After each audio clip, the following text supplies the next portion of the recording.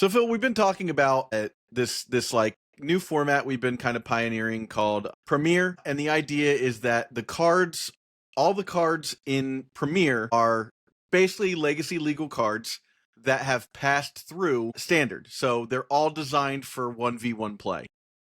Yeah, so we started talking about Premier. Well, first off, it was called Premier because it's every card that's legal in a Premier set, which is everything that's been tested for 1v1 in standard play. And I want to jump out the gate before delving into what that format might actually look like, to say that it's not our attempt at a legacy replacement. No. It's our place at a legacy alternative when the format is otherwise sour and maybe isn't getting tournaments firing, or as an alternative that was really inspired to us by pre-modern. Yeah, because pre-modern was so fun to design decks in a different space, and brew. And I think that that's kind of what this is lending to is being able to look at your cards in sort of a fresh way, possibly look at cards that you haven't played or seen in a while as well. Yeah, and that Zach and I are still going to be playing tons and tons of Legacy. This is not a Legacy replacement by any means. We just wanted to sort of capture the energy that pre-modern has captured in that pocket of in that card pool, and apply it to what it would look like if Legacy didn't have all of the cards that also came in that were essentially WotC sort of arbitrarily power creeping the format in ways that it is not designed or curated for. So they don't test cards for 1v1 for Legacy at all. That's been a thing that they've admitted to many, many a time.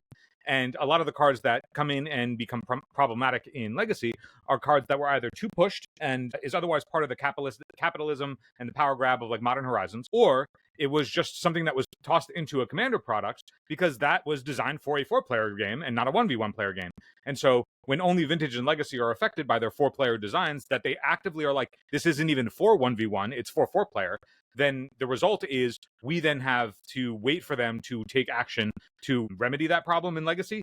An example is that I always refer to it because it's the one time that we've gotten WotC to explicitly state that we shouldn't have done that for 1v1 was with Initiative and White Plume Adventurer. Aaron Forsyth said, we designed it for 4-player and it was probably a mistake because it totally destroyed Vintage and Legacy for the fact that now that mechanic is there. But then they also are unwilling to take the action to obsolete those issues from their format. They'll ban White Plume but then leave the initiative in the format. They don't touch it at all in Vintage because they're transgressive cards need a place to live, which is also a Forsyth a banger from a long time ago. So Premier is our way to sort of course correct that ourselves. And we're going to talk about the cards that are not legal in Premier that are currently legal in Legacy in this episode. And then we'll start talking about what brews and other decks might look like in future episodes as we explore this topic a little bit more. But the one thing that I want to also state for anybody who's going to jump in the comments and dunk on the idea or whatever, beyond that, this isn't a replacement. Also, something like this, a format like this, and the reason that I think pre-modern was so successful is because the one thing that pre-modern had was the community will for something like it to work. Yes. It wasn't coming from a pessimistic point of view of this is people wanting something different from just take what you got and enjoy it. This is not a replacement. This is an alternative. And for something like this to work, we have to have the will to want it to succeed. So to that point, I do want to address because people get in the comments and say, you guys just designed Heritage. And there's a difference in style between Heritage and between Premier. And that main difference is that if it goes through standard, whether or not it's Universes Beyond or not, it is legal for play. We're more worried about design than we are about card aesthetics. And I think that's a very important design difference between, if you look at the reason why Old School is kind of dying, right? Old School does not allow any printing of a card, right? Whereas pre-modern is whatever you can play, get in there and play, right? Yeah, and I'll caveat on the wording there. I don't think Old School is dying. It's just it's gate kept a lot harder. Correct. Yeah. Which that community, the Old School community is alive and well. They are thriving, but they're also unlikely to expand because it is gate kept to what that format is trying to be, which is totally fine. That's I love Old School myself. Yeah, that's what the community wants to do. So cool, and that's similar to if you don't want to play with Universes Beyond cards, that's the thing that's Heritage. Yucking your yum, go over to Heritage. Absolutely, play that stuff. If you want to get the pre-modern style that's also a closed format, but just is a little bit more modernized, go to Pre-Fire. Pre-Fire is awesome. But my personal stance is that I don't really like the way Universes Beyond is affecting the aesthetics of the game myself. But for this thought experiment, we're more worried about design. And if the game pieces are designed for 1v1, that's what we're more worried about here with Premiere. So with that in mind, let's give a look at the cards that you will not see in Premiere. Kind of a level setting. Let you see the cards that are going to be removed from most of the very popular decks. I went through the top 15 decks from MTG Goldfish for Legacy, and then Phil added some that he knew off the top of his head as well. So you'll get a kind of an idea about power level when we do this. This episode of Eternal Durdles is sponsored by CardMill, the first automated scanner and sorter built specifically for trading card game players. With its intentionally compact design, CardMill uses AI-powered recognition to identify each card and sync inventory with real-time pricing, batching up to 300 cards at a time by name, set, color, or type. Collection data is securely stored in the CardMill network, giving players full access to their cards through an easy-to-use web portal. CardMill supports Magic the Gathering, Pokemon, Yu-Gi-Oh!, Flesh and Blood, Disney Lorcana, Star Wars Unlimited, and many more to come. Created by software engineer and longtime Magic the Gathering player Jonathan Dumanis, CardMill launches on July 22nd on Kickstarter with early bird pricing starting at $350. Backers receive lifetime access to all software updates and new features. Go to cardmill.com to learn more and reserve your path to the future of card sorting. For what it's worth, the format would be wholly indistinguishable, or I'm sorry, not indistinguishable, like unrecognizable from current Legacy. Like all of the top decks, all of the most playable spells, creatures, etc., are all from Modern Horizons or Commander product. Yeah, and so let's go over the. We'll just go over it by card type. So obviously, the first card that you will not see in Premiere that you see in Legacy is Grist the Hunger Tide. Yeah, Grist is one of those cards that was not too powerful, or has not shown itself to be too good, even though it was out of, I believe, the first Modern Horizons. But it was really just like a flex slot in Green Sun Zenith packages, and it had the tricky shenanigans with it being a creature on the stack, so like it couldn't get spell pierced or force a negation or things like that. But it was typically only seen in Green Sun Zenith packages, though there were some decks that like leaned in to try and make it as powerful as they could. It also showed up in that, it was gimmicky, but it showed up in the Changeling deck for a little bit, where you mill a card, and if it's an insect, you repeat the process, and so you'd essentially mill your library for however much after stacking it with Dwarven something. It's the Goblin Recruiter for dwarves, Dwarven Recruiter. So you'd stack all the changelings on top of your deck, Grist, mill them all, make a bunch of 1/1s, and then you'd be able to dome your opponent for lethal on the following turn. And that was all cute and well and good. And Grist the Hunger Tide is like one of those cards where it didn't cross the threshold of too powerful or totally abhorrent, but it is one of the cards that would not be legal in Premiere because it was only in a Modern Horizon set. Yeah. Scale of 1 to 10 here.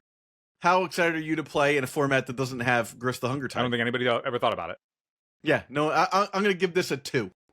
A 2 because it has weird rulings. That's it on a scale of 1 to 10. Okay, going to the next. Immediately going to creatures because I don't think there are any other planeswalkers that are really played. Yeah, all of the broken planeswalkers that you see play, aside from Tameo, which we'll talk about in creatures, but all of the planeswalkers that otherwise see play in current Legacy, whether it's Karn, Teferi, to a lesser extent Narset, those are all War of the Spark planeswalkers which were standard legal. It was at the peak of Fire Design, and War of the Spark really was the paradigm shift that I feel like was the agreement to just start breaking 1v1 for Commander players. And we'll figure out if Premiere needs to adapt as such, because we don't know what the format actually is going to look like. Yeah, right now, the ban list for Premiere is the exact same ban list as Legacy. And we're going to be very, like, once we start gathering data for the format as people are playing it, we're going to be very clear about what metrics make a ban worth happening between play saturation, over an amount of time, and then it's its win percentage. So we're going to be very scientific about making sure that when that happens, like, okay, it's time to make an adjustment. And then also we'll figure out like what is the best plan. Like, if there's enough community will, I'm going to keep repeating that because I think that's the most important caveat of any community-driven format is like the players have to not be pessimistic about what the endeavor is. we have to want it to work in order for it to work. And if we do have that community will, then it will succeed. So once we have a little bit more grounding on like what this format will actually look like and the community will behind it, then from there we can actually figure out what does the panel for making changes to the format actually look like. Because I don't think it necessarily makes sense for us to be the two guys making decisions. Like, we have our preferences and whatnot, and nobody would necessarily trust that unilaterally. But like, we'll figure that out down the road. That's another community will thing that we'll endeavor as we sort of like curate the community towards that goal. But for now, let's figure out what the format actually looks. Sure. All right. So Ajani Nakatl Praya. There's one of those planeswalker creature guys that we were talking about. No longer in the format. Yeah. So this has showed up a little bit in like the Boros, like stompy decks, so to speak, and the energy deck as well. Yeah, it would show up where you would go like turn 2 Ajani, turn 3 Goblin Bombardiers to fling that you'd attack on Broadside Bombardiers. Broadside. What did I just say? Broadside Bombardiers. So you'd curve this into Broadside, and then you'd fling the token after you'd deal a bunch of damage, flip it, and then a Johnny would flip and then just could like dome anything as a second removal spell. And it is essentially like if you hit this curve and your opponent didn't have any interaction immediately, then as long as you weren't getting comboed out, it was going to be sort of insurmountable because you have now to deal with the Bombardiers and the flipped Ajani that now just locks you out of being able to play creatures for the most part, unless like that early in the game. I think that this is another one of those like Modern Horizons power creep. Like at no point should this have been like, is this reasonable at 2 mana? It doesn't see much play just because the format's too fast for it at the moment. But at the same time, I think that like it from Modern Horizons 3 is sort of emblematic of the problem of their design, where in any other world there's just no rationale how this could be costed at this rate. This card alone, scale of 1 to 10, Phil. 10. How excited are you to not 10. See this card? 10. 10. Okay, wow, 10. I think there's going to be a lot of 10s just because like there's going to be a lot like of 10s, as we look at these, I'm not necessarily looking at them as like the By man itself. like this is like how does this actually function in play? I think a lot of these are just demonstrative of WotC's failures to actually balance a format for 1v1 in a way that just doesn't obsolete a whole bunch of other cards that aren't the power creeps. So in that respect, I think Ajani is among those demonstrative cards. And so I'm just happy that it, like, if this were actually like 1 white red or 3 and a white or like any reasonable metric where it's actually like costed relatively normal, like this is just clearly like there's no reason that this should ever be less than 3 mana, multiple colors maybe, and then tune the backside so that way it doesn't have the 0 ability or whatever. Like there's so many knobs on these things that are just like over the line. All right, next up, Allosaurus Shepherd. This is from Jumpstart, which would no longer be in the format. This card's the bane of my existence. I don't personally think it's over the line for me, but I also think that this card is obnoxious because it's not just green creatures, it's green spells. So that's always the thing that I screw up when I'm seeing it online. I'm like, all right, I'll just counter that. And it's like, oh no, it's a Green Sun Zenith. It's green. Yeah, there's also like the version of this that they just printed in the most recent set that's green for a 3/2 that has essentially all these keywords on it. And I think that but doesn't have a built-in win condition in the form of an overrun. Yeah, this is another one of those cards where somewhere along the way they just listened to players giving them enough feedback that they were like, oh, I hate when I top deck my Llanowar Elves and then it's bad in the late game, or I hate top decking my 6-drop too early in the game and then it's just dead until we get there. I dislike that as a feedback to WotC because that's the game. Cards should be bad at certain parts of the game. The game is that your 1-drop is good on turn 1 and worse on turn 6, and your 6-drop is good on turn 6 and worse on turn 1. That's the mana system working. Yeah, that's how the game goes. Yeah, I think that this is another one of those cards where it's just like it's the type of card, and there's a couple of these that they've printed in Modern Design, where it just sort of like makes it so: is your opponent across the table? Who cares? Who cares that you're with other people? That's irrelevant to us, and so you just get to sort of masturbate. And this is like one of those masturbatory cards. Yeah, so I'm guessing this is a 10. Yeah, it's a 10. Let's move to Amped Raptor. This is a card that honestly I don't really care about that much. It got banned in Standard, right? It got banned in Modern. It got banned in Modern. Obviously, it's not Standard. Really, what you read this as is it's 2 mana Cascade, is what it actually reads. it has the energy because it means that you have the upside of not spending all of your energy on the Cascade. So it's just better than Cascade. But then, like, there would be times where if you have enough energy, it can then cast something cheaper than what the energy it's providing is. So it's actually better than Cascade. So, like, imagine if Bloodbraid Elf had like an alternative means to cast stuff, and so it was a 2-mana card. 2-mana card with first strike. Like, this one's also, like, for legacy purposes, way less offensive because it's just so much less powerful than what is going on. But again, every time they've ever tried to do energy, they've broken it. Like, energy has been broken every time they've ever attempted to do it.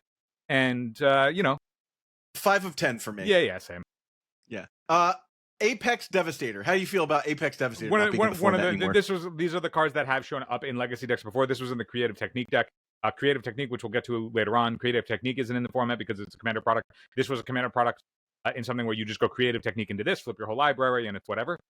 Again, it's like one of those things where 10 of 10. Happy to not see this. Yeah. This is like one of those cards where it's like, this is not the deck. The deck is the thing first. So it's like, when you play against Show and Tell, you're never really playing against the payoff. You're playing against Show and Tell, and the game is whatever. The deck is beating Show and Tell, not beating the thing that the Show and Tell is putting in, really. And this is just like the back end of, Creative Technique. It's funny you say that because it's the opposite for this next card. Archon of Cruelty, the first really relevant card we've seen so far that will not be in this format. Yeah, I think Archon of Cruelty, when they printed it in Modern Horizons, was just sort of like the worst kind of design for fatties, in that I get that it's a nod to Cruel Ultimatum, Archon of Cruelty, and so it like does all of the things to a lesser degree than what like Cruel Ultimatum did.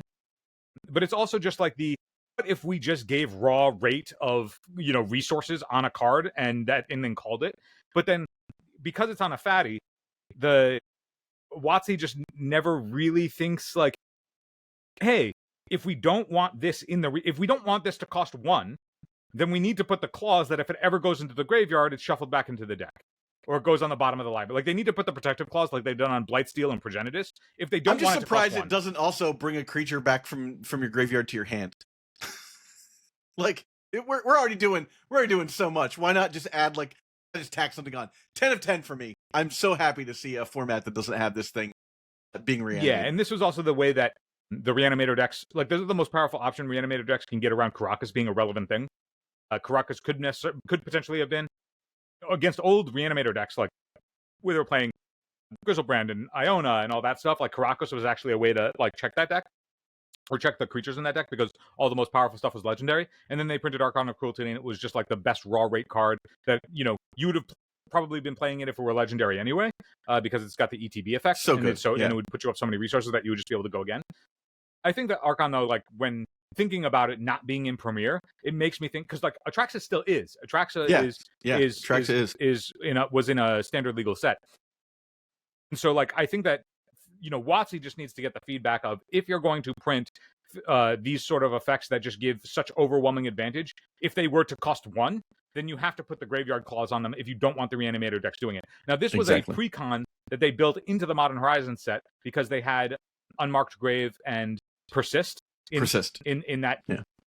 So you basically got like a power level, modern power level Reanimator deck. So they preconned a Reanimator deck into that Modern Horizon set. They like Reanimator as an archetype, and they preconned it in there. And I think that like that. I was listening to Spike Colony, which is a pre-modern podcast, recently, and they were talking about how, as pre-modern advances, because it's a fixed card pool, that there is the forever looming threat of preconification, where people just figure out the best version of a deck, and then that deck is just the precon, like that's the best version of it. There isn't anything else. Now, I agree with them when they think that pre-modern is far away from that, but the threat of the idea of preconification is there, and I really like that idea, because I think that like WotC also falls into that trap when they're designing things like this, where it's just like, we want to pay you off for doing the thing that we're telling you to do, but we're telling you to do it in a way that is wholly uncreative or interesting. We're not telling you to solve a puzzle. It's there. Here's a precon. Cast the spells. 10 of 10. 10 of 10. Not super happy to not see this one. Since you're enjoying the show, please like and subscribe to the video. It helps the channel grow. Support Eternal Dodos on Patreon so we can create even more content and cover events. Patreon supporters get an ad-free RSS feed. You can even join our deck donation tier to get your very own episode. Join the Doodle Maniacs at patreon.com/eternaldoodles. Now back to the show. A card I'm going to rate as a 1 of 10, Phil. 1 of 10, Zach. Coming up next. I'm actually sad that this card will not be in Premier. It's Baleful Strix. I think Baleful Strix is probably the most unfortunate card that wouldn't exist in Premier. But I also think that from its power level in Modern Design now, that it's also a card that, like, if we were to go through all these cards and say what is the likeliest to get a standard reprint, they reprinted Snapcaster in standard, right? Like, and Snapcaster and Baleful Strix were in tandem, like the two best creatures in Legacy at one point. I could indeed see it. So I could see them just printing Baleful Strix into a standard legal set at some point, because it seems like the most inoffensive in how cards are printed now. Yeah, 0 of 10. I would love to see this back in. Another 10 of 10 for me, Phil. Barrogoyf. Yeah, I think Barrogoyf, it's just clearly like the commander. Tarmogoyf plus, like, come on. I think it's interesting, like, they've always recently, and I mentioned it when Cosmogoyf was spoiled in the new set, the most recent set, Eternities, that Cosmogoyf had the effect that it has power and toughness equal to cards exiled, but then it doesn't have just, like, a sprinkling of all the French vanilla keywords that they could throw onto it. Like, they didn't give it Menace, they didn't give it Trample, they didn't give, like, they're so eager to just throw French vanilla abilities just for fun onto something. For some reason, I don't know why, they never cost it at mana values anymore. They just throw it in for flavor. They're just like, it's you get this now. And now this, it's like, did this thing need both Death Touch and Lifelink? Definitely not. Did it need the whole point of the effect is that it has the card draw equal to its power. Now, if you wanted it to be a big Baneslayer, just give it Lifelink. But it's both Death Touch and Lifelink, which means that, like, even if you do pump out something bigger, it does stop the Tarmogoyf issue of, like, two things staring at each other. But this one would have solved that problem anyway because it has Lifelink. Yeah. So if you just keep attacking into each other, it's like, okay, well, I attack you, I'll gain the life when you swing back, but now that means that, like, you have to swing back. I can break that parity. I can break that stall. So yeah, Barrogoyf 10 out of 10 that it goes. Phil, I have a 12 out of 10 for you coming up. Dude. Oh shit. Bogart Trawler is out of the format. All the MDFCs. Specifically, Bogart Bog is out of the format, but Bogart Trawler, Bogart Bog out of the format. Yeah, the oops problem in Legacy is wholly an issue of all of the MDFCs that came in Modern Horizons. Yeah. And you can still do oops. You were able to do oops before Modern Horizons, but it's not a tier 1 strategy. It was way more glass cannon because you couldn't develop your mana. Correct. Like, you just didn't play 14 lands in your deck. All right. So, I mean, not enough to say about that. That card shouldn't be good, and it is for dumb reasons. 12 out of 10. Broadside Bombardiers is another. I would give this an 8 out of 10. This is one of those cards that when I played against it the first time, it was one of the designs where I was like, oh, you can really tell that this was for more than 1v1, because the fact that it has the removal, like, it can fling something as a removal spell essentially, but then also has Menace, means that, like, you can never actually ever block this thing. So you would need three things to block, but you would have to assume that the thing that is that, like, even if you get there, they would shoot down whatever the most powerful thing you have is. So then you would need two things, but then, like, those two things also need to be bigger, and this is all happening while this thing has haste and comes down and shoots it. Like, it's like, we want to make sure that somebody can have their experience in 4-player, and this is what Broadside did. And then, the fact that, like, you can fling treasures and other tokens in Commander and get 2 damage out of it, where it's like, if this were designed for 1v1, that additional clause of, like, free value on top of it just isn't there. Like, it's clearly pushed, and it's pushed because it was in a 4-player product. Phil, have you I know this card has never been Legacy playable. We're just to talk about power creep for a second. Do you know the card Goblin Hero? I do not know that card. Goblin Hero is 2 and a red for a 2/2 goblin. Yeah. It's a Grey Ogre. Like, that was a rare back in the day. Yeah. I think that, like, yes, things can get beyond a Grey Ogre.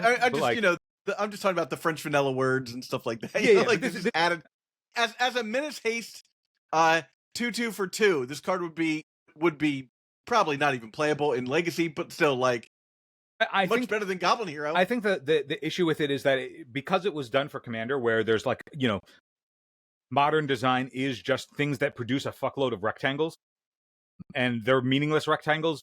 Like, it's like everything produces lotus petals for free. or everything produces, whatever other kind of tokens that like just like span the table Sure, or whatever. yeah. So it's like, okay. And then this thing Food, just getting whatever, to convert yeah. all that stuff. Like that's where this design space is. For Commander, it's so you can fling the excess rectangles that you have, so that way you have something to do with them. And for 1v1, it sucks. Yeah. All right, next up. I would rate this as a 4, in my opinion. Synoptic Scarab Swarm. I think that you could argue, of all of the Universes Beyond sets that they've done, the one that had the most interesting playable cards that like made you think about them in really interesting and curious ways, that did cool effects and had great flavor, Warhammer's probably it. Like, and still kind of feels like Magic. Like if you took all of the Commander products like made thus far for any Universes Beyond set, I think Warhammer is the one where like balance wise, effect wise, gameplay wise, I think like that one really, really nailed it. I would tip my hat to the Warhammer side of things, because all of the cards that they printed in Warhammer were actually costed at a way where like that putting them into 1v1, they have really cool effects and you'd be interested in playing them without just absolutely breaking a format. Yeah. WOG out of 10, I would say. Yeah. WOG out of 10. Yeah. Next up, Caves of Chaos Adventure. It looks like Initiative's not in this format, So Phil. I tried to put the Undercity on this list. And in the same way where it's like the cards themselves, I don't think are the things that are offensive. Yeah, 5/3 for 4. No one's caring. I think the thing that's offensive for that like Legacy and Vintage have to deal with are the emblem effects that you can't otherwise ever interact with. And like between the Undercity and Monarch, and like yes, Monarch is obviously less offensive than the Initiative is, but like if you can just like ETB get a thing that accrues you absurd value for no mana for the rest of the game, and there is no way to interact with it, it just is what the game is about now for the rest of the game, that works, or should work, so to speak, in like their philosophy of 4-player, where it's like, yeah, in 4-player games that go for multiple hours, it's good to incentivize people to attack and try and get the game over. And making yourself a target for attacking means that you don't have to worry about the politics of it, because somebody can go, oh, well, you have the initiative, so I can attack you. Or you have the Monarch, so I can attack you. But in 1v1, you're always only ever attacking your opponent. Yeah. 10 of 10. Glad to not have it 10 out of 10. in the format. It is probably the most abomination of a mechanic they've ever printed, I think. Back to the Warhammer set, Chaos Defiler's out. I didn't find this card particularly too offensive, but agree. it was a nice like, I could see them printing this now as like a rare in Standard. I agree that it's not too offensive, but I think this card is the go-to design for WotC trying to twist and turn and just for each opponent, absolutely pretzel themselves into a wording that works in both 4-player and 1v1, instead of just making it so it's not in 1v1. Can you read this card for me, Zach? When Chaos Defiler enters the battlefield or dies, for each opponent, choose a non-land permanent that player controls. Destroy one of them chosen at random. Zach, so what does that actually do in 1v1? You get to choose a non-land permanent and destroy it when it enters the battlefield and when it dies. Technically, what you're doing is you're choosing one target that is being destroyed at random. That is laughably stupid. Yeah. Now it works. It works within the confines of 4-player versus 1v1, and it's one of the least, does not target. And it's one of the lesser offensive cards on this list. Like, man, to like look at this. If you didn't know that this was a 4-player product, and you played this in 1v1, and like for the first time you're seeing it, and you're like, okay, so this is. What is it? So it's choosing one of my things and then destroying it random, but it's only one thing, so like it's not random. And like then you have to explain that to you have to explain it's like, yeah, well, WotC designs for 4-player, and like this is but it's legal in 1v1, so we get to play it, but they worded it in such a way that it works for 1v1. Like this is the pinnacle of that like wretchedness. Get it the fuck out. Collector Ulf. I never hated this card. In fact, I'm a big stan of this card, and I think it's a fine sideboard piece. Not a whole lot else to say about this. If they reprinted this into Standard or something, I would be like, okay, whatever, fine. They absolutely can print Magus of the Null Rod in Standard, and it would be fine. They've done that sort of thing before. That's where every hate bear has ever been. Minus the flavor, I don't find Curie offensive. I just don't like the card as a flavor wise type of thing. I'm like not into it. But you know, I actually like that, like Phyrexian Dreadnought decks get a little power up, you know, back when they needed one. Now they don't need one. Yeah, I think that Curia is also one of those cards that's like relatively inoffensive because they could just print this in a 1v1 standard set and it would be fine. It's asking something of you in deck building that it doesn't provide itself, which is how do you power it up by making other artifacts? A novel idea. Yeah. So like you actually it challenges you to think of something rather than a card that like provides for itself and then plays the things that it provides for itself and doesn't really ask anything of you. So Curia is one of those that I think is on the sadder end of things that it doesn't make the cut. All right, Eldrazi Linebreaker. I'm not happy to see this card on the other side of the board. Generally, ever. I never really liked the Eldrazi decks to begin with. But that's a tastemaker kind of situation. But this also tells me that the other Eldrazi that are new to Modern Horizons 3 are not going to be in, and I love that. Yeah, I mean, this wasn't doing anything like particularly unusual compared to what like the old Thought Not Seer Reality Smasher Eldrazi aggro type stuff did. So like, you know, that type of deck still will exist in Premier because like those Eldrazi pass through standard. It just like these stuff that sort of, you know, like if you played against Eldrazi Linebreaker, your experience is probably playing against Eldrazi Linebreaker alongside Glaring Fleshraker. And so it means that really what it is it comes down and you are now on a 1-turn clock. And that sort of feels terrible. Terrible. No, but we hate that. That's more raw rate than like anything else that's egregious, which is the entirety of Modern Horizons is like a thing where like they shaved at least a mana off of everything. Finding the right high-end cards for legacy, vintage, pre-modern, or old-school Magic can be challenging. That's where Friends 3-for-1 trading come in. 3-for-1 trading is buying all Magic the Gathering singles and entire collections, big and small. They're one of the top trading card game traders, buying way over 1 million Magic cards a year, and they are more than happy to make you an offer on your cards. In addition to sending in your cards, you'll also have the chance to sell and trade them at MagicCon Atlanta, taking place from September 26th to 28th. Huge thanks to 3-for-1 Trading for supporting the Legacy community. Now back to the show. Yep. Eladamri, bro. Eladamri? Corvectol. Corvectol sounds like some kind of a medication. I've never even seen this card hit a board, Phil. Tell me what your experience is with this card. It was starting to see play in the Elves list that were starting to pop up and find. I see. Because they could get around Orcish Bowmasters, a card that won't exist in this format either when we get around to it. This card was a future sight that let you cast cards off the top, so you, even though it was sort of like Glimpse of Nature, where you're drawing the card without drawing it, and it was the way around that. And then it had the, you know, it sort of just like pre-packaged everything that Elves was doing into one card, so that way you didn't need to spend a bunch of cards. So this is your way to cheat in fatties a la Green Sun Zenith or Natural Order, but then also was your Glimpse of Nature. So they sort of packaged it onto this 1/3 drop. I think that sort of thing is like kind of lazy. You can tell that they're reaching for these things to like consolidate your slots.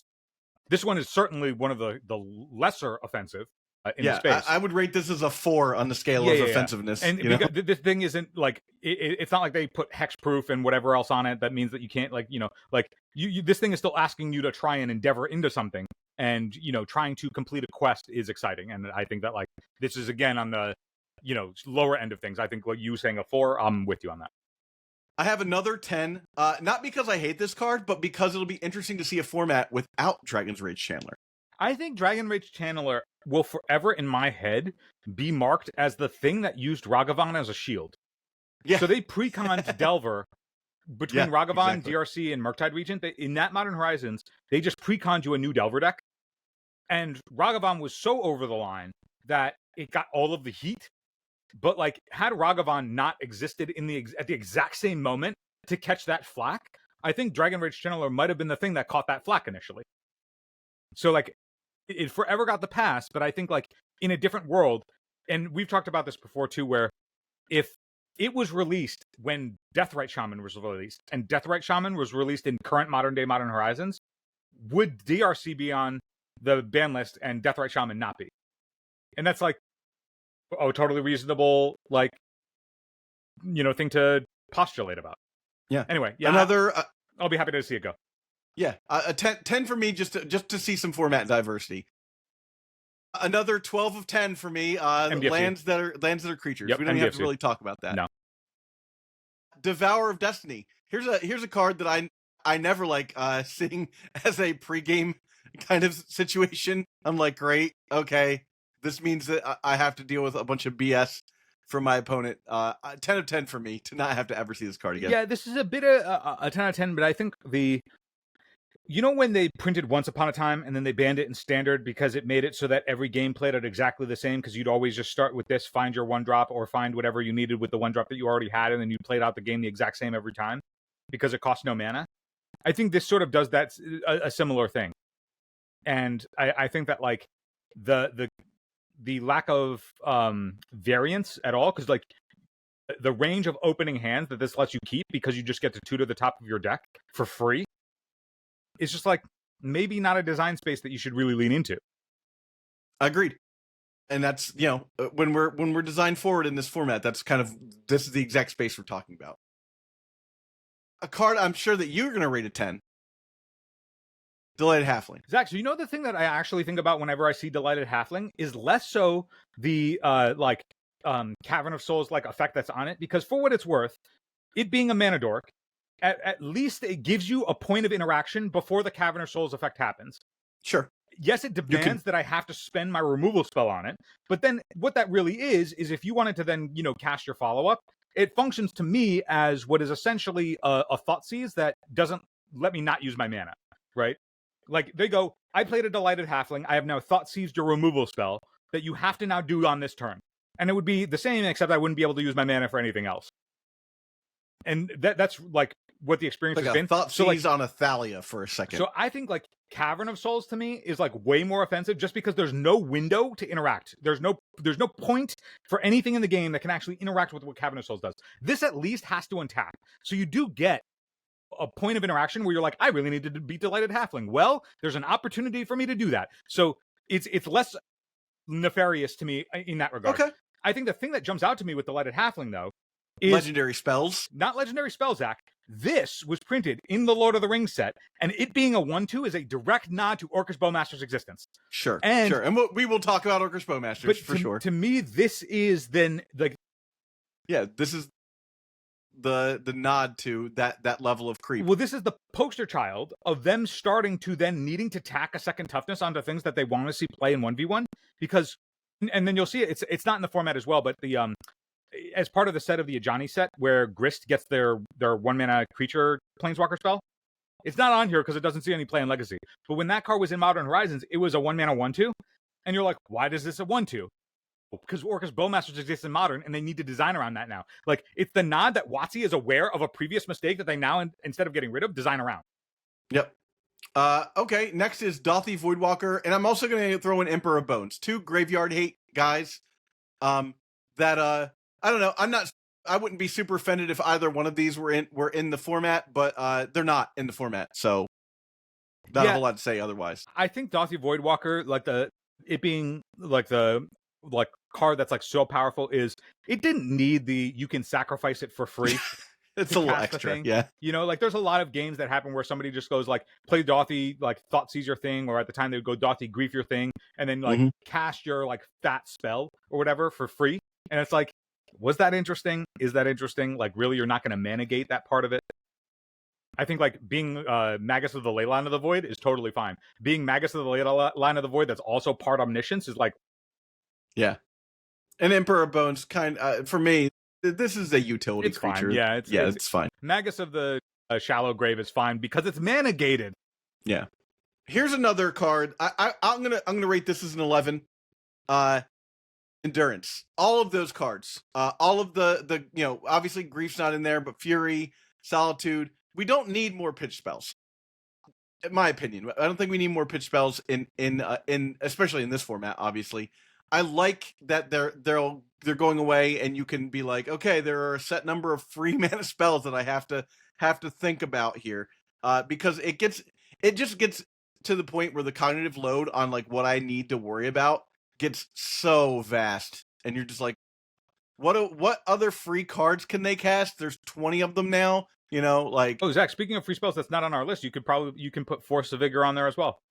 Yeah, Force of Vigor as well. Yeah, I think that I agree that the free spells to me are the acknowledgement that you need these otherwise valves for things that are too fast. And then I go, well, okay, you're printing the valves, but then the valves sort of make it so that they're the best thing to do because mana as the thing that is otherwise balancing the game is no longer the balancing medium for it. And so you get into, like, I think endurance is probably the least offensive of the free pitch spells. Like, I think, like, it on raw rate as a 3/4 flash reach is like, yes, that is very good, and it's probably too strong, like in a vacuum. But like for legacy purposes, it wasn't too good. I'm probably on the back end of like this being the thing that isn't proactively like, you know, it's not like Grief where it was proactive and it like you know dwindled the game down to nothing. But I think that like from a design standpoint, if you're printing free effects after knowing what the first round did back in Masks, if you're printing more free effects as a way to like safety valve the first round was in alliances, my guy. First round alliances. If you're printing stuff to be like, well, the format is too fast and we need these free cards to ensure that like there are ways to combat that type of thing, probably just need to get rid of whatever the thing is that's like making that design necessary. Yep. All right, let's talk about Fire Flux Squad. I don't even know about this card. This is a card that shows up in like the sneak attack decks or whatever because it does you know, commandery type things where it flips a bunch of cards and does a bunch of stuff and accrues a bunch of value, and it's like, who cares? Sure. And we don't have to ever see it again, at least in this format. Fury, we've talked about endurance. I don't think we need to reiterate the Fury situation with endurance, although I do hate it, extra hate it with what's called the Goblin Bombardment, like when somebody domes you for 7 and kills a bunch of your stuff. That's rude. Glaring Fleshraker is a card I will absolutely not be sad to see not in the Premier format. I think with the Eldrazi in particular, because they printed Ugin's Lab, like this was printed for Modern, right? Like they were like, this is the direct to Modern set. Ugin's Labyrinth was printed in the same thing. Eldrazi Temple still exists. If you're thinking it all for 1v1, you're like, okay, there's Eye of Ugin and there's all the other stuff that like otherwise makes the Eldrazi cheaper than they actually are. And so to like print Eldrazi on what you think is power level rate as though somebody were actually going to tap 3 lands that they took 3 turns to play to put this thing into play. Get out of here. It's just such a laughable, naive sense of design that makes me think that they're just either not thinking about it, not testing it the way that people are actually going to play it. This is like, did you guys not learn the lesson from previous like times you printed Eldrazi and they were broken because of the things that they were enabled by in the first place? Like this, they did not. The answer is no. The answer is no. And Glaring Fleshraker is it too good? Is it like annoying to play against? And is it too good? Yeah, probably. The rate is probably way too strong. But I think that like the thing that I am happy to see go that it was representative to me of is WotC refusing to learn from their mistakes. Yeah. All right. Let's move into Goblin Engineer. This is on the lower end of the power level for me in terms of like this only showed up in Painter and it was fine as part of like the Goblin Welder, you know, shenanigan package that, you know, enabled a bunch of cool things. And, you know, it's like you could, if they dumped a Painter and then you got rid of this thing, like, did they really go up the card? Like maybe they can't Pithy Needle this and Painter. Like, there's like some gameplay shenanigans, but like it is an entomb for the thing. But then like maybe it like made you want to reach into like other things that are part of your slightly interesting. Package. And, you know, it made for like nobody was like, oh my God, Entomb Reanimate. Nobody was like, oh my God, Goblin Engineer Painter, you know? Yeah. There's another welder of some kind in one of the sets. I want to say it's like the Kamigawa set. It's a 3-drop that 3 mana, just, it welds, I think it welds anything, but yeah. Yeah. All right. Guide of Souls. Another energy card. Hey, Zach, what's interesting about this power and toughness box? It is weird that it's a 1/2, but we've talked about that. It's so weird. It's a 1/2, Zach. It's so weird. Why would they make it a 1/2?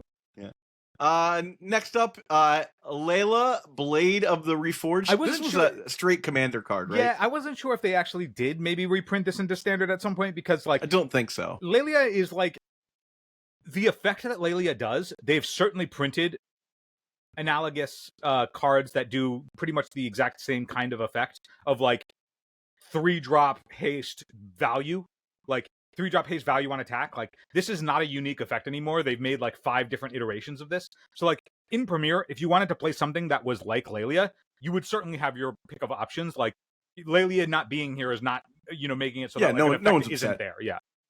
We can find other 2 mana, 2 mana and a red cards that can slot into decks that want to play Ancient Tomb. Yeah. let's let's pour one out for Kappa Cannoneer not being in 8 cast. Will not be a deck in this format. I can just tell you that off the jump. I wouldn't. Yeah, I think like the place where 8 cast is like you only know 8 cast as an Urza Saga deck. Correct. And so without Urza Saga, it goes, well, what is the deck building thing that I could do now with all of my artifacts instead of making 20 power off of a land? And I think that like if you wanted to play 8 cast, you still have all of the things that made 8 cast an engine. You have Emery. You have all 8 of the baubles. The things that made 8, like you don't have Thought Monitor, but like you do have a bunch of the new affinity cards that they've printed. They gave you one in blue and white that's draw 3, gain 3 that has affinity. Yeah. So it's 2 mana for a draw 3, gain 3. Maybe there's a deck. Like, maybe there's a deck to be found in this format with that. I think if you wanted to play 8 cast in Premier, you would certainly have the tools to do it. It just wouldn't be easy because Urza Saga's not there. Sure. Ingenious Infiltrator. I've never even seen this card. This was a card that was in Ninjas. It's alongside Yuriko, both of which are Commander. This was Modern Horizons. Yuriko was Commander product. So Ninjas, as you know them with Yuriko and Ingenious Infiltrator, is I mean, Yuriko literally has Commander Ninjutsu on it that is flavor text and legacy. So, like, the Ninjas deck as you know it in Premier doesn't exist as it does in Legacy. But you still have Kaito, you still have, like, other ninjas that were printed in the Kamigawa sets. You would have to read them for the first time because you've never looked at them before. But they do have powerful effects. Ninja of the Deep Hours it will be in, of course. Ninjas was a mid-tierish deck in Pioneer for a little bit. It was like a fine tempo deck, But like souped up with the like things in Legacy, I think that like if you wanted to play Ninjas, you would have access to do it in a way that isn't embarrassing. It just wouldn't be with the ones that just all have the same text in the Commander products. 2 of 10. Yeah. For that one. Another card that I would say is a 2 of 10 for me is Ignoble Hierarch. I would be totally happy if they printed Noble Hierarch in a standard set. If they wanted to print Ignoble Hierarch in a standard set, they could do the same. Yeah. Moving on. A card I'm actually kind of sad to see that it won't be in. Icefang Coatl. Icefang Coatl is like in the space of you wanted to play it in your like natural order decks or whatever after Astrolabe got banned. But if you wanted to look at like what other green creatures that provide you value that you could natural order away, just look at our guy Strifer who's crushing with Kishless Skimmer out of the new set, and like there's alternatives for this card. Like Baleful they can reprint into another set. Icefang Coatl, there's alternatives that are in blue and green that also accrue all value. When we return to Ice Age again. Hull Breacher. I never cared for this card. Nor did like it. I do think interesting point though, Phil. But since we're talking about Merfolk, I think we could see the resurgence of like a tier 2, tier 1 Merfolk deck in this format. Yeah, for sure. Yeah, I think that like who knows what the room in Premier looks like if there's not a bunch of stuff obsoleting. I think that like between this and Opposition Agent, which I think we get to later on, there was a point where they were just like, you know what we should do? A bunch of fucking gotchas. Gotcha cards. Just gotchas that end the game on the spot if you gotcha. And all of them feel bad. They're never interesting gameplay experience ever. Like, Bowmaster is to a lesser extent like a gotcha type card. But like, gotchas suck. Like, gotchas of like, you did a thing that was otherwise not really. You played my trap card. Like, it's like, did like, hey, we printed fetch lands, and there isn't anything that's even remotely close to its power level for a mana base as fetch lands, so you got to play with them if you want to be competitive. You are bottlenecked into that by design, and so you know what we're going to do? When you fetch so you can play the game with the mana base that we have designed is the only thing that you can really do, you just get fucking wrecked. Like, it's just like... Get good, scrub! It's like, oh, you know what you should have done? Not done anything. And then I'll still deploy this thing, and then you still got time walked. Like, it's horrific. Yeah. Two big Merfolk leaving the format because we also have Harbinger of the Tides leaving the format, or leaving not in this new format. I'm not upset to see like another Blood Moon thing go away. I just like stop my lands, like stop it. Yeah, when they didn't want to print another playable Wasteland type effect into a Modern, but then Modern was just soup. They were like, you know what, we need to give more non-basic hate. And so they were just like, you know what, let's do it in the most hammer way possible. And so they were just like, let's print another Magus of the Moon. Here's a card we haven't seen played in a minute, and I'm not going to be sad that it doesn't see play in this format. Leovold. Speaking of gotcha cards, this is not so much a gotcha because it doesn't have flash. Yeah. But I hate this card. I hate cards like this. I think I used to hate Leovold, and then like modern design made it so that I was like, oh, he's actually endearing to me. Because there's less of an issue. Like, do I think he should have like I think he probably like, because he's like a taxing effect or like a shielding effect, like I think he probably should have been in white more so than black. But aside from that, like if you're like, we needed a guy in bug and we're gonna, like in modern day design now, it's like he's a 4/5 that also has like, if you look at like, if you were to try and apply like the Nadu design philosophy to Leovold, even though Nadu was a mistake, like this card is so tame by comparison. And I think that like at the time it draws you cards. Who draws cards in this format? That's crazy. At the time, but the thing is, it only draws cards if essentially it says if an opponent commits a crime, draw a card, and then it has the lock effect of like they can't draw more than one card a turn. But like more than one a turn means that there are cards that like, when Narset was around, like I get that it's like it's not a good card, but I remember like, oh, Deduce actually plays around Narset, like because it says they can't draw more than one card a turn, not like they can't draw a card outside of their one card in their draw step. Exactly. Like to me, Leovold is of a bygone era where like he is too low on the power level for Legacy now. But like if he was in play, you'd be like, oh, that's like a hiccup. Yeah, but it's fine because it's a 3-mana 3/3. I'll give this a 6. I'm happy to not see it in. I'll give it a 4. Maelstrom Wanderer. Who cares? Yeah, we've already talked about the Cascade cards. Maelstrom Wanderer is its own just level of annoyance because those decks are silly, but I don't really care. Like the Cascade decks or whatever. It's kind of this is an enabler for dumber cards. Let's talk about a card that it'll be interesting to see what the Days Wasteland decks look like without a top end. Murktide Regent not in the format. I think that it'll just be interesting to see what other cards could have been potential top ends if they weren't all just worse than what is obviously the best thing. Murktide Regent, like, I'm the shit pile of white cards player. Like, I have more removal spells to deal with Murktide, at least in my experience, than probably most people do. But to me, Murktide Regent is like, okay, if Delve is broken, then it's like, Delve, if it were to make a growing 8/8, is fine for 2 mana. That has also, when you delve, please continue to grow this.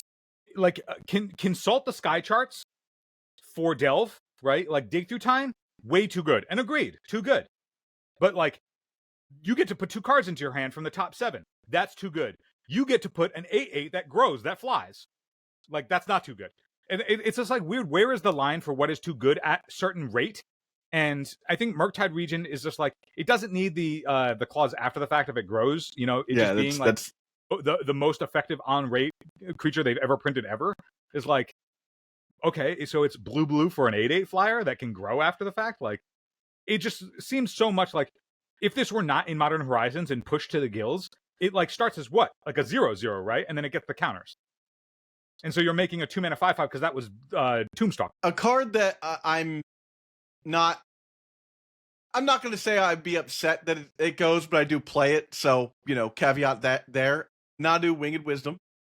I think Nadu existing will mean that it's going to be really hard to ever play a creature deck that either isn't Days Wasteland or isn't also just straight up combo. Like when the decks that are listed on MTG Goldfish and everything as Bant midrange or Bant Nadu, like it's not midrange. It's a combo deck. They're combo decks. It's a combo deck. Yeah. They're all combo decks. So like it also feeding into like, oh yeah, you're playing creatures. So is it leading into like, is it part of that where removal spells are good? No, removal spells are not good against this. This means that Breakfast has to play Staff of the Storyteller again, right? I think that like something like that. The fact that Breakfast still gets to keep Dread Return Thassa's Oracle as a means to still exist in the best version it ever had existed in before Nadu just made it the thing that wins every single tournament it enters. I think that like Nadu was admittedly, by their own admission, a mistake that should not have hit the presses in the same way that a bunch of other cards that are banned in Legacy are as well. And I think that like, I don't think anybody's going to miss Nadu. Not because Nadu isn't necessarily too good, but because I think it's one of those cards where you will now see what other things you could do. Exactly. Yeah. Like, what are the things that you're available to do now? Let's see something a little more interesting happen, right?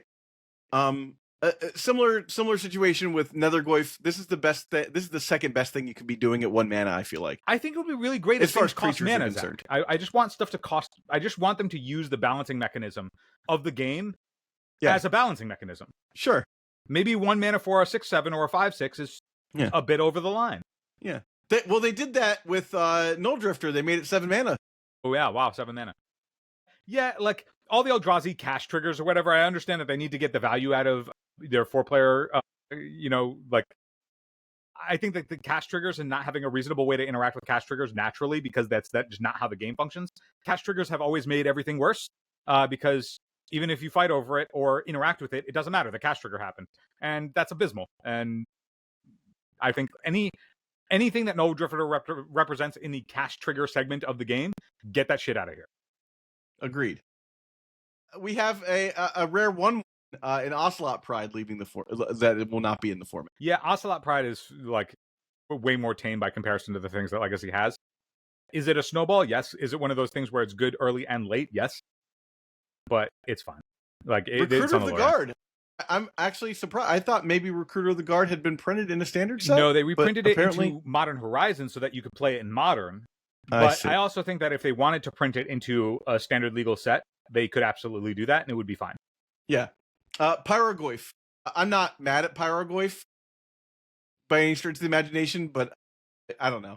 I just don't care. Yeah. Poxwalkers. I'd like to see Dredge. It'll be interesting to see if Dredge can become a deck in Premier, but they won't have the luxury of the Poxwalker shenanigans. If anything, which would be interesting. I think Dredge would probably be more viable in something like Premier because all the top decks don't have to respect Oops and Reanimator and Breakfast constantly, so that like all of the ways that you would otherwise beat Dredge are just the things that you are required to now main board. So I actually think that Dredge would get a bit of a boon. Yes, you don't get Poxwalkers, but you have plenty of like Poxwalker-like things that exist that you will be readily able to play. So like if you are a Dredge player that's like looking at Premier as an option, like, you will not be without resources to play it. Yeah. We got Plagon, Lord of the Beach. What is it? Even is this a jumpstart thing? Jumpstart thing. Yeah. I did see. I think I saw Thraben you try to play this in like a Nadu deck. Yeah. At some point. It's another one of those cards that says ETB draw card replace itself, so like it doesn't matter. And then like everything that you do after the fact that shows a card, like it is asking you to snowball. It's not really all that interesting. It's also fine because it's a 3-mana spell, but 3 mana 0/3 that like what can attack for 3 at some point. But it is mana gated because the mana gate to attack for power, like that's something that like I don't think Plagon is over the line. Like if they had printed it in a standard set, it would be totally fine. I think the design is not interesting because it just says, "Hey, everything snowballs." But they printed Risen Reef. Like we've seen that effect before. It's not unusual. I will not be sad to see Phalia leave the format, but I don't think it's too powerful. No, I don't think it's too powerful. It's just obnoxious. It's obnoxious in that it is another snowball type card that isn't mana gated because all it asks of you is to do nothing. Like it asks nothing of you. It just plays itself. But I think that the other thing about this is they're like, hey, you know what people like? Flickering. So what if we just gave them a way to forever flicker for no mana? Yeah. And so I think it's just an interesting design because it's like, okay, where do you even go from here? You've printed the thing that is flash flicker and then it flickers forever and it costs no mana to do it. So you can just continue playing your game that you would otherwise have done with this snowball. And I just don't like if they're printing snowballs, mana gate them. Just make a decision if you're going to get the effect or not instead of just always having all of the stuff. Yeah. Phil, can I get a standing ovation for Orcish Bowmaster not big in the format? No, I think that beyond Orcish Bowmaster's just like the experience being like redundant and boring, I think that like think of all of the things that you would get to play. Yeah. Think of all the things that get unshackled. Surge is not a card in this format either, so you can't Brain Surge. I think that's the biggest nod to Bowmaster going. It's not that like, man, like now we get to cantrip again. No, I think of all the things that you would otherwise get to do that you haven't even thought of in a meaningful way because of Bowmaster's existence. Every time anybody's looked at a card and goes, well, you can't play that, Bowmaster exists. Like in a world where Bowmaster doesn't exist, maybe that thing is something you can endeavor to try. And like, how refreshing is that? Yeah. I mean, we've spent hours on this podcast talking about Orchestra Master. So let's move on to Opposition Agent, which we have spent at least moments talking about earlier today. Gotcha sucks. Gotcha mechanics suck. Look at that. Two gotcha mechanics right in a row. The Runehorn Hellkite. I've finally seen this card be cast. Not cast, but like the payoff for this card happened to me the other day. I mean, I don't care. This is 6 mana for a wheel out of your graveyard. It's a wheel. Sure. They like printing wheels. They will certainly print wheels. Like, this is not like as Premier is like, maybe there is just another wheel that exists that we just don't even know. That like I don't know, but like, that's now good enough. Wheels are very common in design space. Like, you will not be without wheel effects if you want them. Yeah. Sanctifier and Vec. Whatever. It's another hate card that, like, if they want to print another hate bear, like, the hate bears are never the things that are like this hate bear is fine. And if they wanted to print it into standard and 1v1 play, they could totally do that and it would be fine. Yeah. Scythe Cat Cub. This card is inoffensive if it's not something that I think is a little over the line. It's over the line in that, again, it's not mana gated. Like, the doubling effect is just like, okay, so it's the thickest 2-drop they've ever done. But, like, yeah, is it over the line? No, because it dies to a removal spell and doesn't, accrue, like, overwhelming advantage. So, I agree. It is fine, and of a power level that is totally fine. And if they wanted to print something that's similar, like, they printed this in Jumpstart. Jumpstart is literally, like, an intro deck thing that they venture into. Like, if they wanted to print this in, like, a 1v1 standard set, they absolutely could, because they've proven that they would be willing to do it in Jumpstart. Phil, I think Seasoned Dungeoneer's totally fine. Get initiative out of here. Seasoned Dungeoneer, if it ventured into the dungeon and not the, like, broken thing that they printed for 4-player that didn't even see any play in 4-player, yeah. Yeah. Solitude's gone. We already talked about free spells. Springheart Nantuko, another card that honestly I think is kind of interesting. The only time it's ever been problematic is when it showed up alongside Nadu. Yeah, I think this card's like very interesting. And if they had reprinted it in like, Kamigawa or something, I'd be like, oh, look, a green clone. That's kind of neat. If Nadu didn't exist in the set and this were around, I think this would just be a role player that people are happy to, like, try out every once in a while for, like, whatever idea they're going into. The fact that it was just part of a degenerate combo that was non-deterministic was the problem. But, like, so Springheart and Nantuko is sort of tied to Nadu in that way. But, like, if you were to look at Springheart and Nantuko, absent Nadu, it's just a fine card. Yeah. It'll be interesting to see what a format without Tamio Inquisitive Student. I love to cast this card, but it's the thing to do at 1 mana. I haven't seen a Delver of Secrets in play for a very long time. At the time of recording, yeah, Tamio is 47% of the legacy meta. Yeah. So obviously there will be some adjustments in deck building because this card doesn't exist, right? In literally every deck. Yeah. Weight of the Reliquary. This is another card that, like, I think would have been fine. This was a nod. Not mad at it. It's a nod to Knight of the Reliquary, and if they wanted to print this in a 1v1 set that was standard legal, they absolutely couldn't. It would be fine. Yeah, and I think you could say the same thing about Phantom Orchid thing. White Orchid Phantom, yep. It's another fine thing. White, who's doing that? Sure. This card would be fine if it wasn't an Eldrazi, I think. I think that this is the clearer thing that, like, when they haven't figured out what Color Pie's identity of, like, what colorless can do. Yeah. WotC has never, like, clarified what colorless can do. It can just do everything, but it can do everything at equal or better rate than whatever colors would otherwise get to do it, which I think is where it's problematic. Like, this being like, oh, does colorless have any flaws? No, because colorless can also just dip into colors and then just get everything at the same rate. So, like, this was like the Eldrazi aggro's, like, solve for every problem. It's a totally fine card. It's not, like, offensive in terms of its design, but it's offensive in the Eldrazi space of they have colorless and it can do anything and it's been undefined and they just don't tell us what it means because we're not supposed to be able to define the Eldrazi, which just means that they just get to get all of the best. They get to have everything. They get to have the best rate of everything. Urza Lord High Artificer. Remember, this was like a $50 card. It was the best deck in Modern before they power crept it. Yeah. I mean, this card, I would have been like, whatever, it's fine.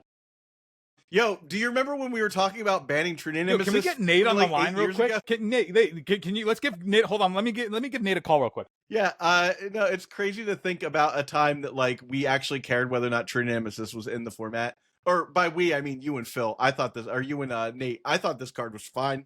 I occasionally played with it in my sideboards and stuff.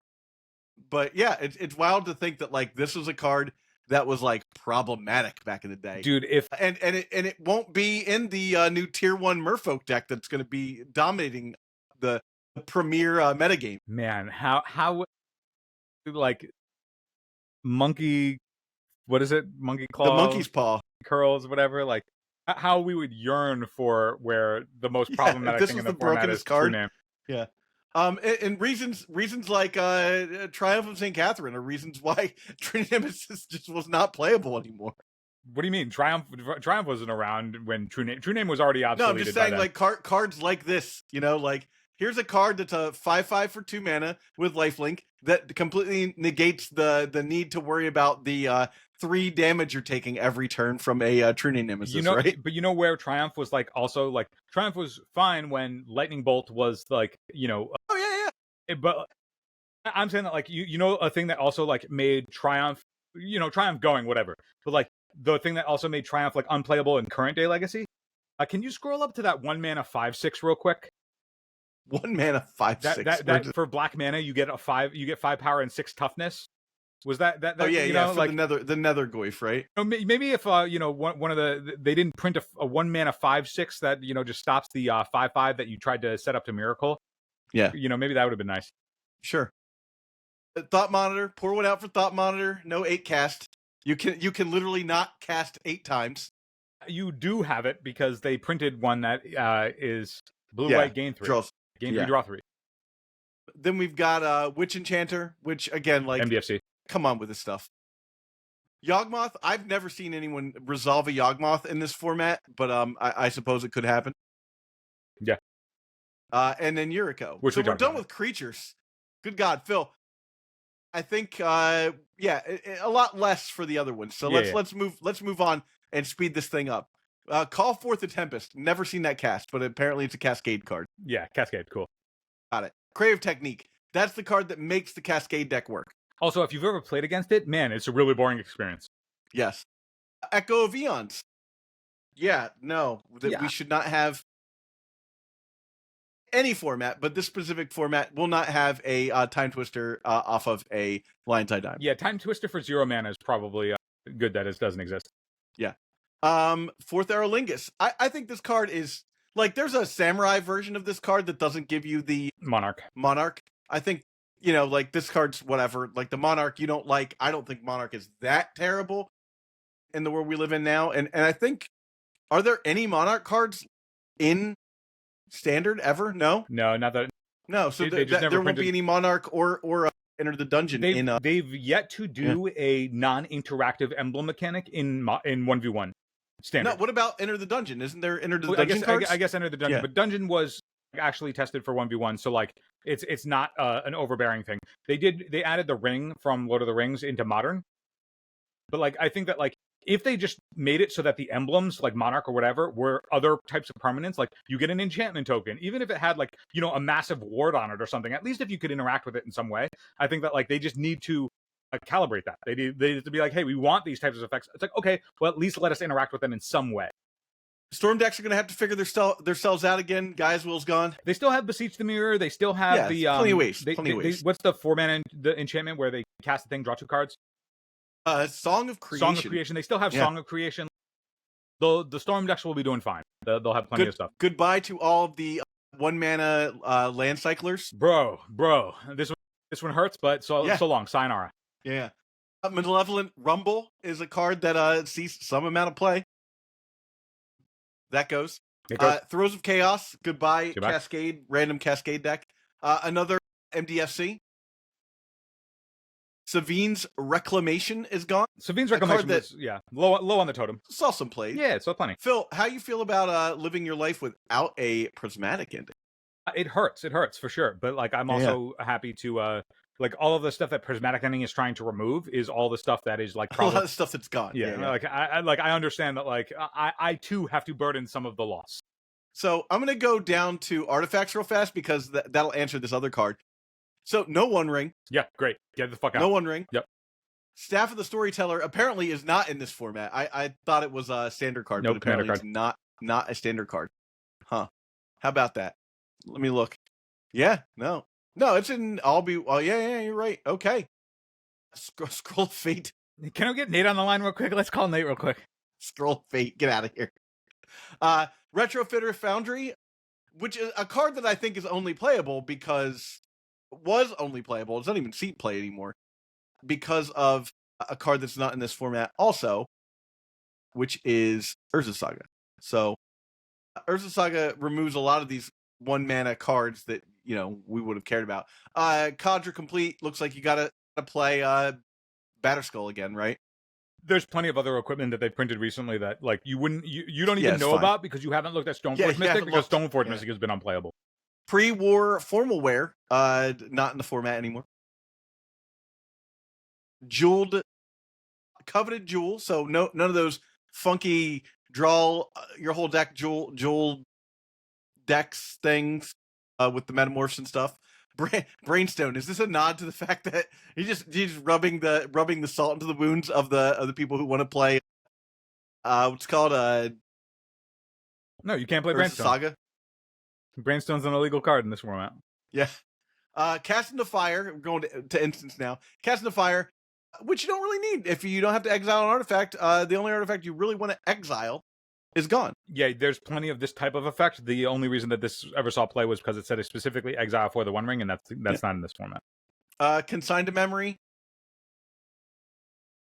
without having to worry about a lot of the stuff in the format that you would normally need to worry about. The only thing you really want to consign to memory specifically is Karn.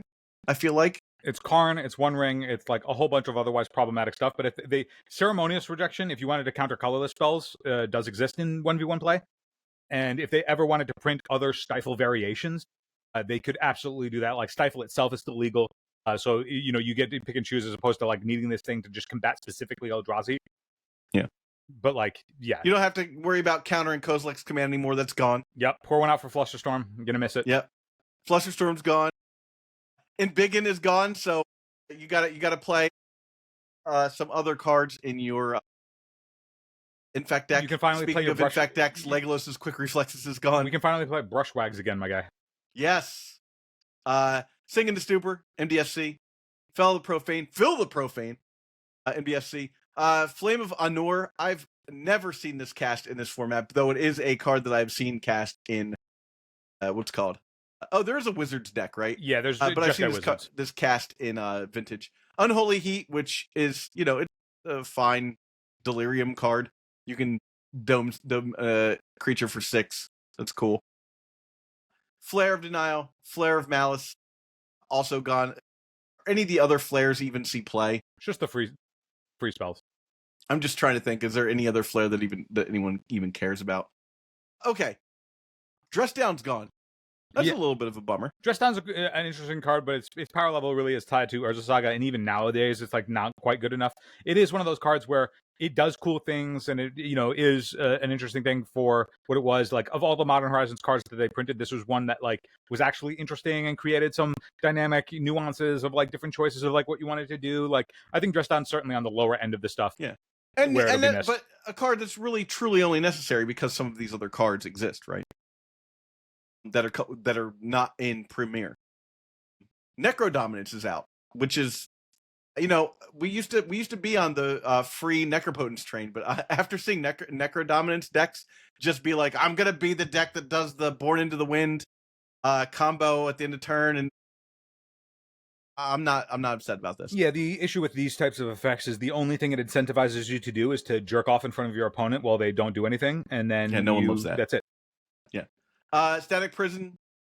There's plenty of effects. Like we can play, Portable Hole instead. Yeah, you got Portable Hole. You got the new enchantment one that exiles. That effect is not unique. All right, Urza's Workshop. It's one deck. It's in Mystic Forge, but you have other big mana. Sure. Lands that's available to you. Urza Saga. I'll miss it, but I think that if we're talking about lowering the power level and talking about a design level, this is a card that like isn't like auto include in a lot of decks that just would we have to think a little bit for this new format. Talon Gates. This is an interesting card, I think, that we don't have access to now. that was like a toolbox piece. Yeah, it was a toolbox piece. The toolbox pieces are typically the ones that are the least offensive to get not swept up in egregious. this stuff. So I've never seen anybody put this card into play. yeah, it was just in the top things, so I added it. But like, I agree. It's the same thing. Like right now, there's the new. It's like the one that makes insects when it's sacked. Like you tap. It's Oh yeah. Harvestry or something. I don't know. But like, by the way, we're talking about Spymaster's Vault for those of you following along. You don't even know what Spire Master's Vault does, and you don't need to because in Premiere it's not worry legal. about it. But like the hatchery or whatever, the new land hatchery, that's also a Commander product, so that wouldn't be legal in Premiere. Okay. All of the. What is the name of the original version of this card? The original one was Horizon Canopy, so all the Horizon Canopy lands. All the alternative Horizon Canopies are Horizon out. Canopy, they printed it as 1v1 set. If they ever wanted to bring these back and put them into 1v1, they absolutely could as well. Yeah. But Horizon Canopy does exist. It does, like yes. that. Yeah, Horizon Canopy is legal. Yeah. Planar Nexus, that just enabled dumb stuff. It enabled whatever. It enabled really easy 4-mana on turn 2. Yeah. Arena of Glory, I'm not upset that this card's gone. I'm not also I don't care. Yeah, typically, like, if you were activating Arena of Glory, the point was that you were trying to end the game right there. So, like, I think the stuff that's leaving the format that makes it so that, like, hey, the game is now over really fast, like, I think it's fine that, games that the cards that don't really create much texture are fine to go. Yeah. Yavimaya, they could reprint this. They printed Urborg into 1v1. They could put any of these. They could put Yavimaya into 1v1 if they wanted to. A couple other cards that were sideboard cards. I included Consign here, but we already talked about it. Force of Negation is, you just have to stick to your Force of Wills. Disruptor Flute is a card that it could be interesting. I don't love this card, but I do like a flash Pithy Needle is kind of an interesting thing to be doing. But I think they tacked a little bit of extra wording onto this that I didn't love. They tacked extra wording on it to make it like a taxing thing plus a Pithy Needle, but like this is the type of card that like is, they could print it into any standard set as like the hate piece for that set, like the Pithy Needle slot. And then I saw this in like a land sideboard years ago. Dude, I lost to Giga Drill, whatever the fuck this is called, on a league match that I was playing. That's we got on camera because they cast it and then I tried to exile it with my prismatic ending, but then Moto only clocked 2 colors, and so then I died to it. Yeah.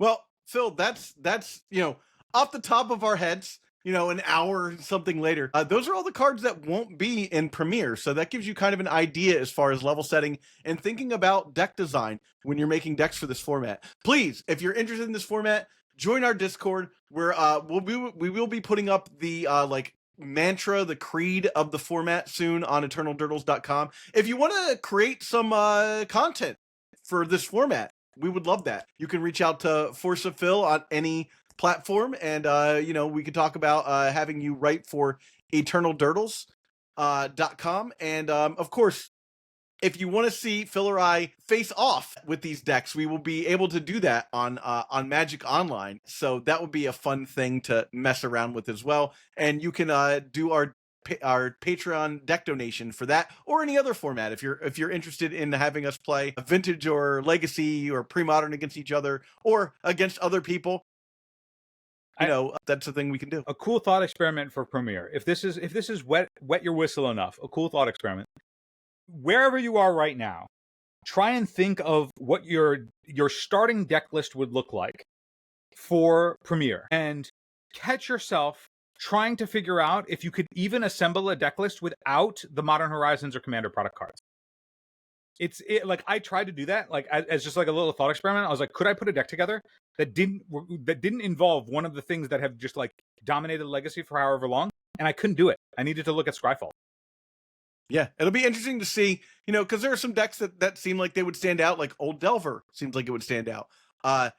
Blue-black Reanimator with Show and Tell, like you've got access to your best creature still, right? So there are some decks that look like they might stand out in the beginning. So it'll be interesting. We're going to work on some deck lists and share them as well. But for now, thanks everybody for watching, and we will catch you on the next one. Hey, if you enjoyed this episode, hit the subscribe button.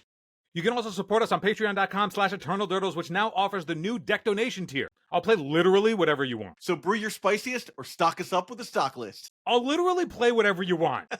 Thanks for watching.